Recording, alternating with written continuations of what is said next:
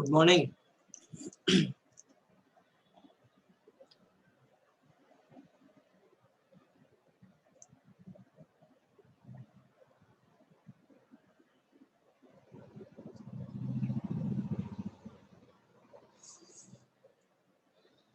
আচ্ছা, লাস্ট তোমাদের যখন রিজনিং ক্লাস হয়েছিল কি হয়েছিল? লাস্ট আমি কি করিয়েছি একটু বলো।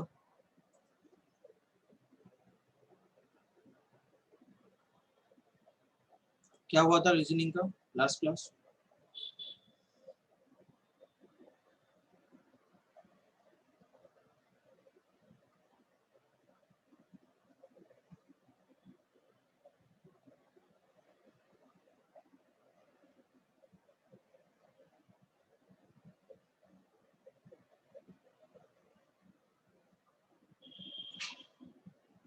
रैंकिंग हुआ था, ranking and order. Okay, blood relation नहीं हुआ तुम लोगों का? मे भी तो हो गया था।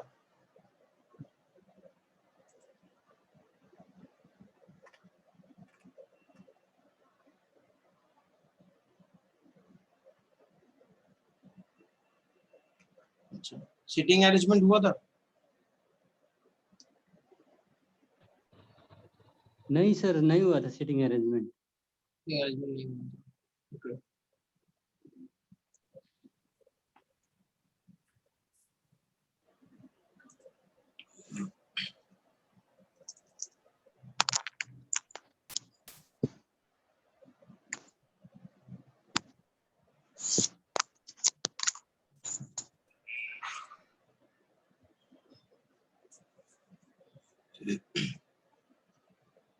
अच्छा, how many types are there in sitting arrangement?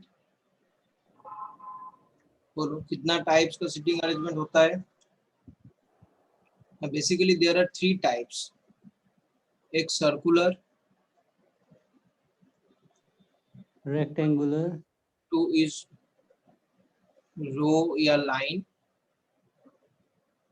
and number 3 is rectangular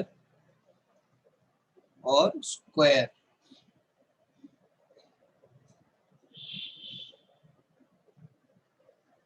ठीक है, तो बेसिकली 3 टाइप्स का सिटिंग अरेंजमेंट होता है। अभी डिफरेंट टाइप्स का डेफिनेटली कुछ क्लासिफिकेशन है। जैसे सर्कुलर होगा तो मान लो सर्कुलर का 2 टाइप आएगा। जो person is facing toward centre and person is facing towards outer। Similarly row या लाइन के लिए क्या होगा? Person is facing towards north and person is facing towards south. ठीक है। रेक्टेंगुलर और स्क्वायर के लिए क्या होगा? Same, person is facing towards centre and person is facing towards outer. इसका मतलब क्या होगा ना, एक ही टेबल है, एक ही टेबल में कुछ पर्सन बैठा हुआ है। मान लो person is facing towards centre, ठीक है। या कुछ पर्सन ऐसा है सेम टेबल के अंदर, they are facing towards outer. ठीक है, तो आइदर सिर्फ सर्कुलर टेबल फेसिंग सेंटर हो सकता है, या तो सिर्फ सर्कुलर टेबल में फेसिंग आउटर हो सकता है, या एक ही टेबल के अंदर person is facing towards centre and outer, both हो सकता है। फाइन। अभी रो होगा तो रो के लिए person is facing towards north. तो हम लोग रैंकिंग सीखे थे उसमें ये चीज सीखे थे। या एक रो हो सकता है जहां पर person is facing towards, all of them are facing towards south. Rectangular या स्क्वायर टेबल होगा तो उसमें भी सेम कॉन्सेप्ट होगा, एग्जैक्टली सर्कुलर जैसा। Person is facing towards centre, कुछ person is facing towards outer, इस हिसाब से। आइदर स्क्वायर टेबल होगा तो उसमें भी सेम कॉन्सेप्ट आएगा। अभी यहाँ पर जो मेन चीज आएगा ना सर, फेसिंग के हिसाब से पर्सन का राइट या लेफ्ट हम डिटरमाइन करेंगे, पर्सन का फेसिंग का हिसाब से। जैसे सर्कुलर टेबल होगा, मान लो सर्कुलर टेबल है, तो सर्कुलर का रिस्पेक्ट में रोटेशन क्या होता है, दो, एक तो क्लॉकवाइज रोटेशन और दूसरा एंटी क्लॉकवाइज रोटेशन। तो this one is your clockwise rotation, ठीक है, दिस वन इज क्लॉकवाइज, और एग्जैक्टली ऑपोजिट साइड में जो जाएगा that is your anti clockwise rotation.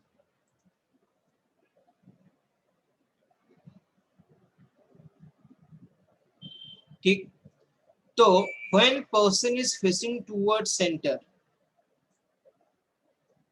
तो इस पर्सन का रेस्पेक्ट में when facing towards center है, क्लॉकवाइज जो रोटेशन है, एक क्लॉकवाइज रोटेशन बन जाएगा left side. when person is facing towards center, clockwise rotation हो जाएगा मेरा लेफ्ट साइड, और एंटी क्लॉकवाइज रोटेशन बन जाएगा मेरा राइट साइड। ठीक है, क्या होगा, person is facing towards center, this one is the clockwise rotation जो बन जाएगा मेरा लेफ्ट, और this one is my anti clockwise rotation जो बन जाएगा मेरा राइट। ठीक है, when person is facing towards क्या होगा, सेंटर की तरफ।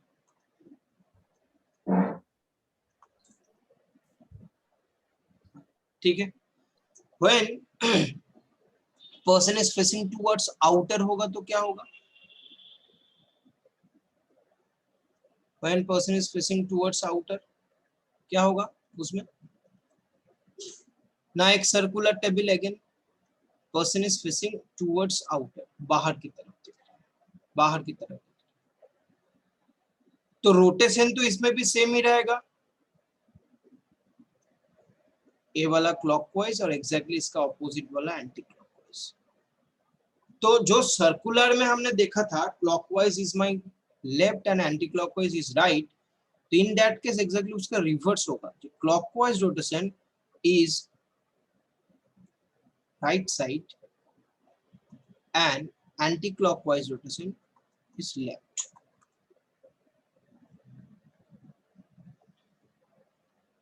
देखो किस हिसाब से हो रहा है चेंजेस ना, देखो ए वाला राइट होगा तो ए वाला रोटेशन क्या है, क्लॉकवाइज रोटेशन, तो क्लॉकवाइज मेरा राइट है, एंड एग्जैक्टली ए वाला जो साइड है that is the anti clockwise rotation जो हो जाएगा मेरा लेफ्ट। ठीक है, अभी सेम चीज, सेम कॉन्सेप्ट होगा for circular table, sorry circular तो बता दिया, फॉर स्क्वायर टेबल या रेक्टेंगुलर टेबल। ठीक है, उसमें क्या होगा ना, यहाँ पर मान लो सेम हमने एक स्क्वायर टेबल ड्रॉ कर दिया या रेक्टेंगुलर टेबल ड्रॉ किया, एनीथिंग, या स्क्वायर या रेक्टेंगुलर, तो इसमें क्या होगा, कॉन्सेप्ट मेरा सेम ही रहेगा, person is facing towards centre, person is facing towards centre, जितना भी लोग है तो clockwise is my left and anti clockwise rotation is my right. Same चीज जो सर्कुलर में था वो तुम्हारा रेक्टेंगुलर के लिए भी होगा, स्क्वायर के लिए। ठीक है, एंड आउटर वाला कॉन्सेप्ट में भी सेम चीज रहेगा, सर्कुलर में भी होगा एंड स्क्वायर में भी होगा।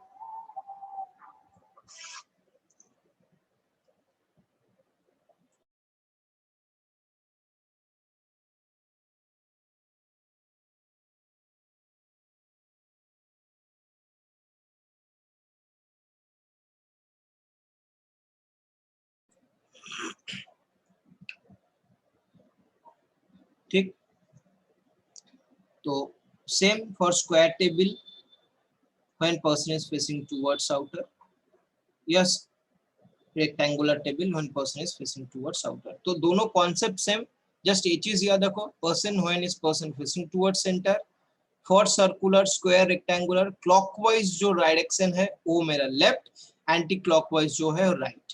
when person is facing towards outer, जो क्लॉकवाइज रोटेशन है वो मेरा राइट, जो एंटी क्लॉकवाइज है वो मेरा left, for circular square and rectangular.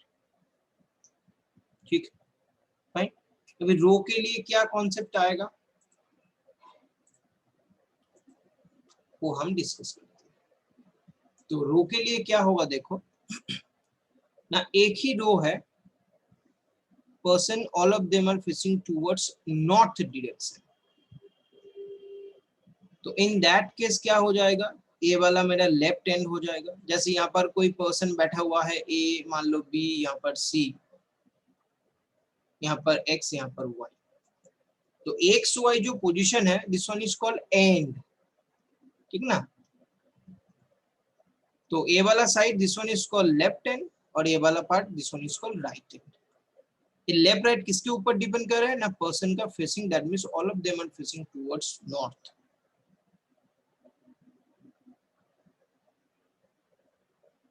ठीक है। अभी सर्कुलर में क्या होता है या स्क्वायर टेबल में ना, यहाँ पर कोई एंड नहीं होता है। सर्कुलर या स्क्वायर में क्या होता है ना, नॉर्मली एक क्लोज लूप डायग्राम होता है, या रेक्टेंगुलर में इसका कोई एंड नहीं होता है। यहाँ पर हर एक पर्सन का लेफ्ट या राइट में कोई ना कोई एक पर्सन होना चाहिए। लेकिन फॉर रो रिलेटेड डायग्राम में एंड का लेफ्ट में, जैसे लेफ्ट हैंड यहाँ पर हमने बोला इसको लेफ्ट हैंड, एक्स है लेफ्ट हैंड में, तो एक्स का लेफ्ट में कोई बंदा नहीं होगा इसमें, वाई का राइट में भी कोई बंदा नहीं आएगा। क्यों ना, यहाँ पर अरेंजमेंट मेरा कंप्लीट हो चुका है, रो एक एंड हो चुका है। लेकिन सर्कुलर या स्क्वायर या रेक्टेंगुलर में हर एक पर्सन का राइट या लेफ्ट में कोई ना कोई एक पर्सन होना चाहिए। ठीक है। अभी मान लो all of them are facing towards south, तो एग्जैक्टली लेफ्ट राइट क्या हो जाएगा, ए वाला मेरा लेफ्ट हैंड, ए वाला मेरा राइट हैंड। एक कंडीशन होता है, एक रो में person is facing towards north और एक रो में person is facing towards south, एक ही रो में। तो इसके लिए लेफ्ट, ए वाला राइट, एग्जैक्टली इसके लिए ए वाला लेफ्ट, ए वाला राइट, एक ही रो के। अभी यहाँ पर पोजीशन कैसे डिटरमाइन होता है, हम एक चीज बता देते हैं। देखो पोजीशन मतलब क्या होगा, जैसे एक्स का पोजीशन लेफ्ट साइड से कितना है, एक्स का पोजीशन लेफ्ट साइड से कितना होगा ना, फर्स्ट पोजीशन है एक्स का। ठीक।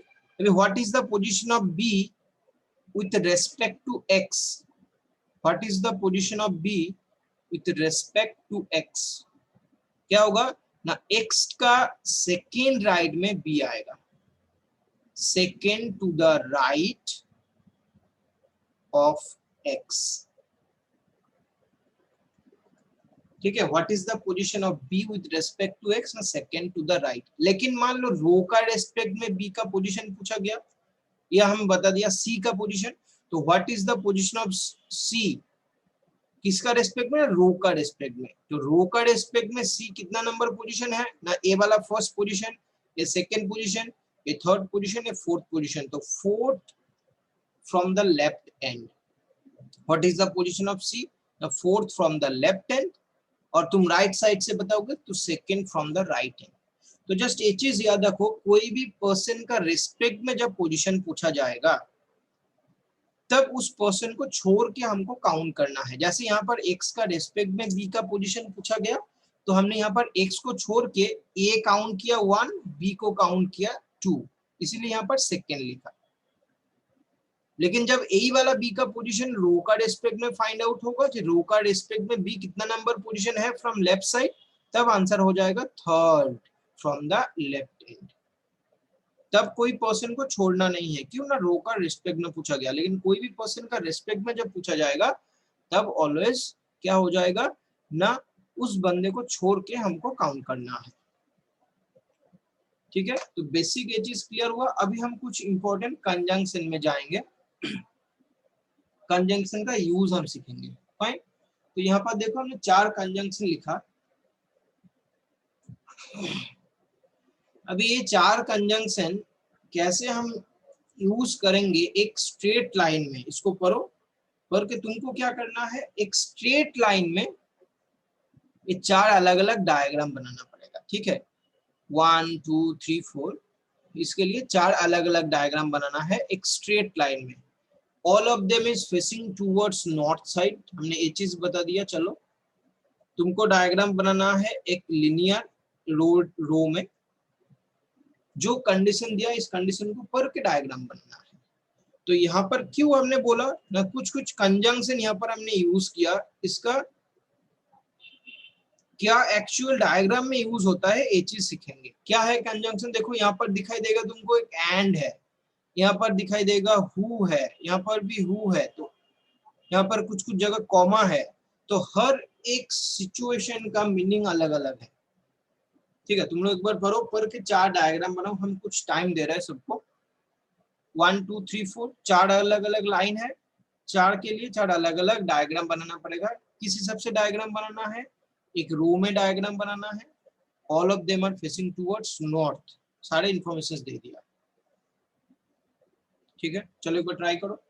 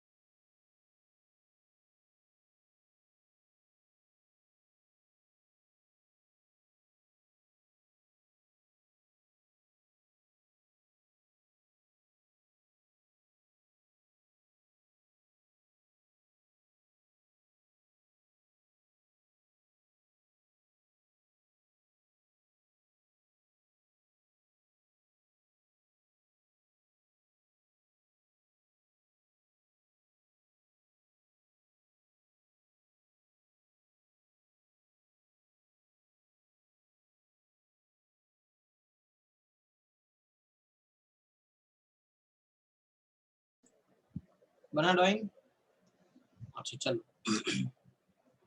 तो हमने क्या बोला था, एक ही स्ट्रेट लाइन में हमको इसका ड्राइंग बनाना पड़ेगा। ठीक, तो पहले एक स्ट्रेट लाइन हम यहाँ पर ड्रॉ कर लेते हैं।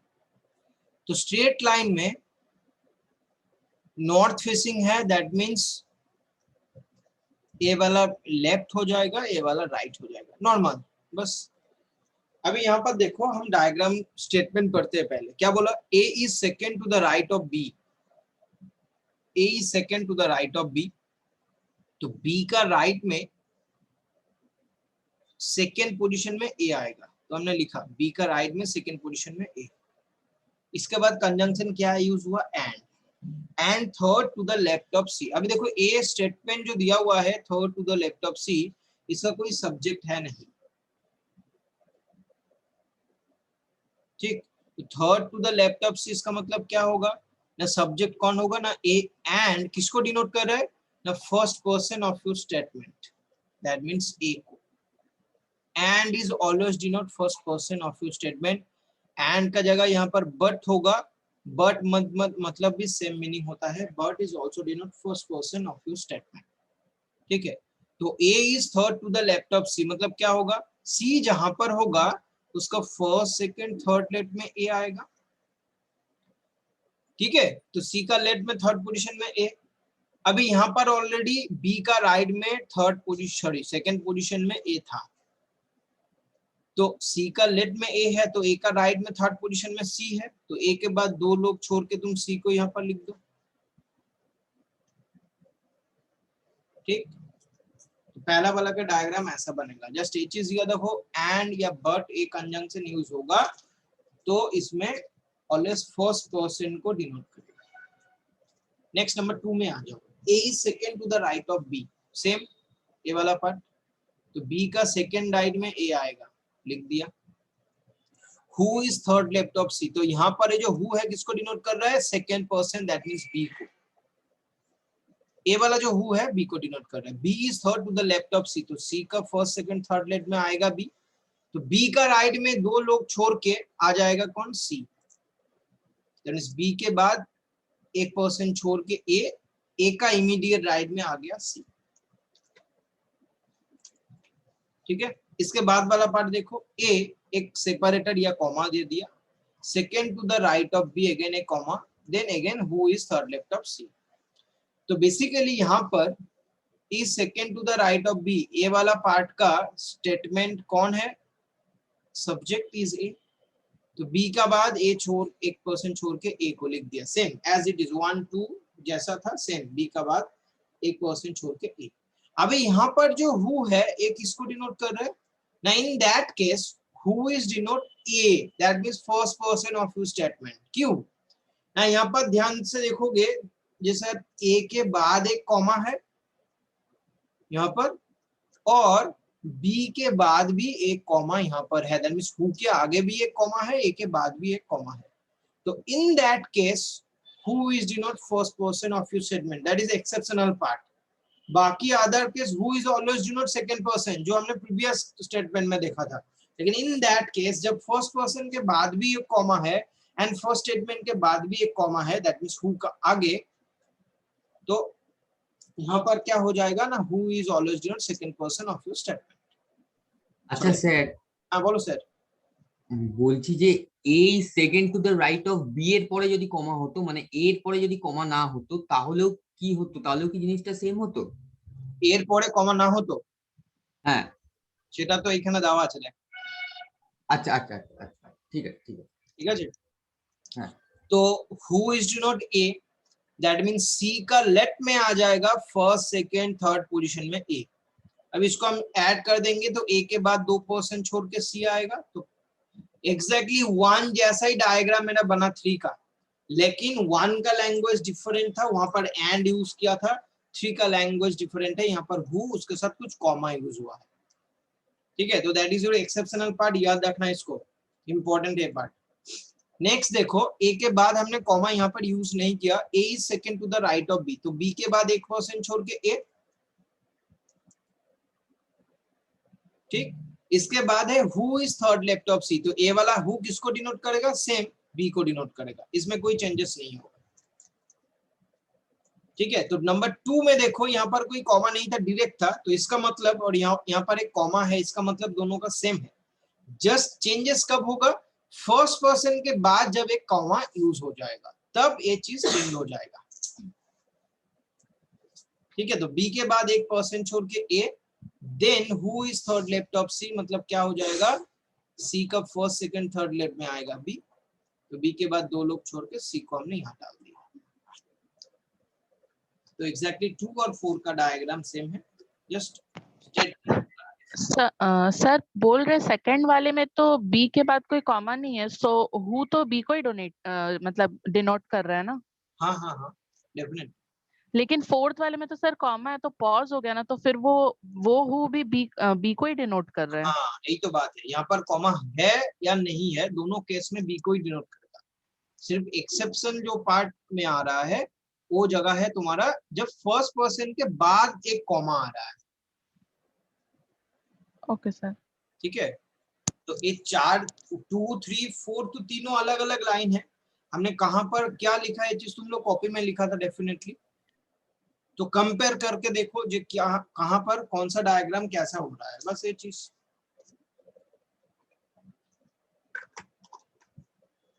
कोई दिक्कत, कोई डाउट इसमें? No sir. ओके, দেখো এই প্রবলেমটা আমি ফার্স্ট দিলাম, এটা ট্রাই করো।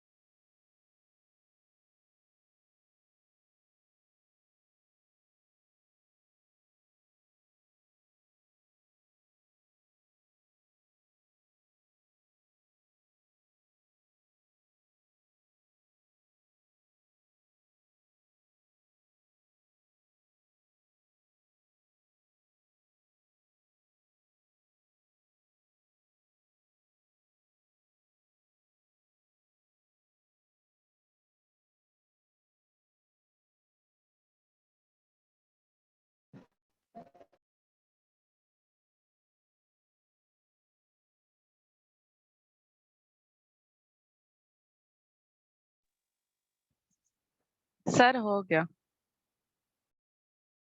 ओके,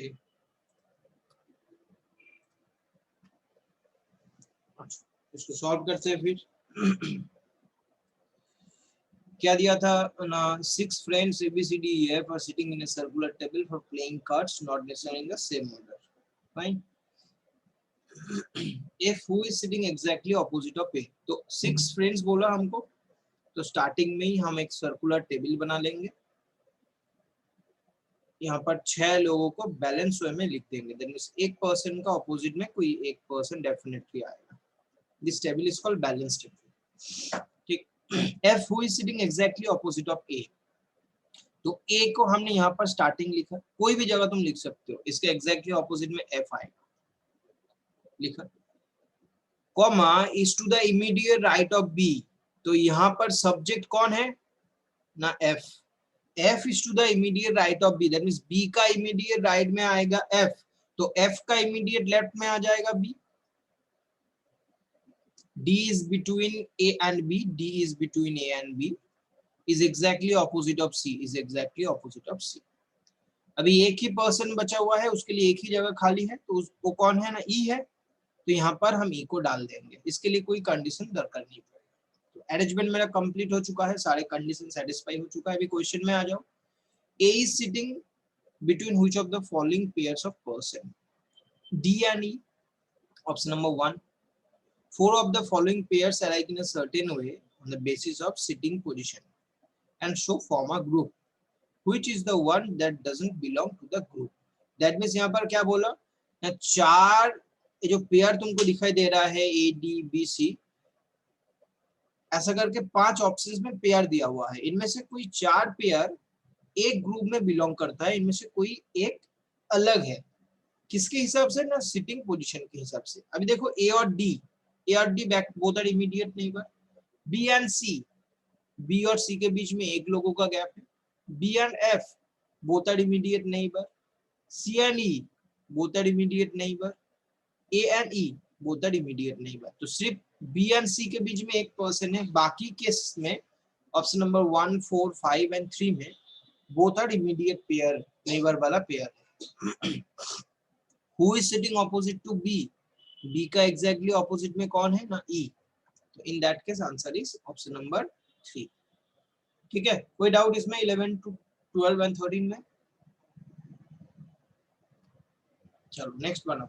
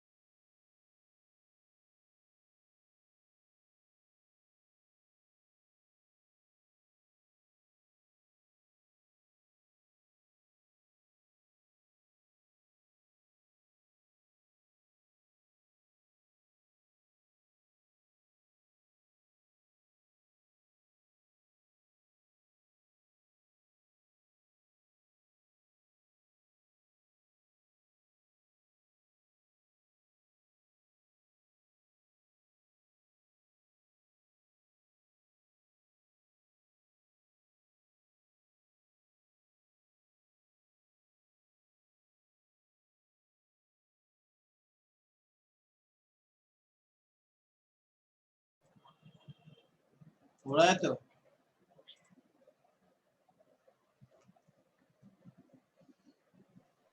हाँ सर, हो गया सर। ओके।